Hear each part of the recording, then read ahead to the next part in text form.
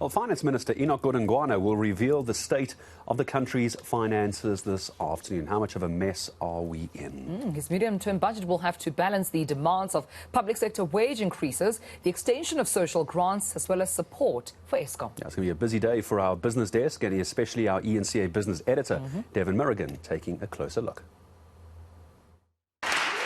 Finance Minister Enoch Godongwana will take stock of what adjustments have to be made since the February budget.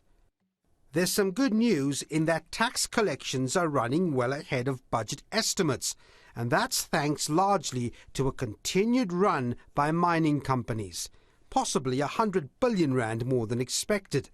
Now, even with the better-than-expected revenue, the Finance Minister still has his work cut out for him. Top of the list is how much of Eskom's 400 billion rand debt will government take on.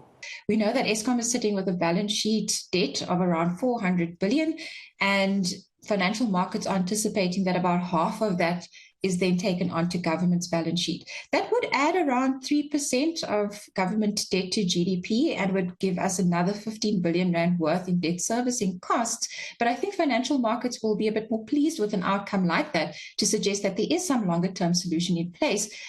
Then there's the public sector wage increase issue. The wage bill makes up more than a third of government expenditure, and Treasury has penciled in a 3% wage increase for public workers. But unions are not budging and are preparing to take to the streets. But we do believe that government will try to take quite a hard stance against seeing this wage bill continuing to soar. Again, in previous years, we saw, the wages really gobbling up a very large percentage of revenues in South Africa, and this is really what government is trying to move away from. Those in desperate need of income support will want to know whether or not social distress grants will continue beyond March next year.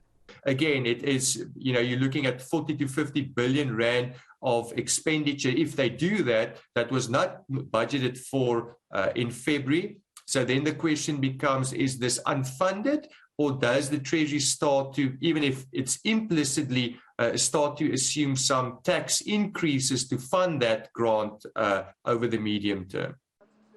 Government's borrowing costs are up sharply since February, all the more reason for Treasury to be prudent.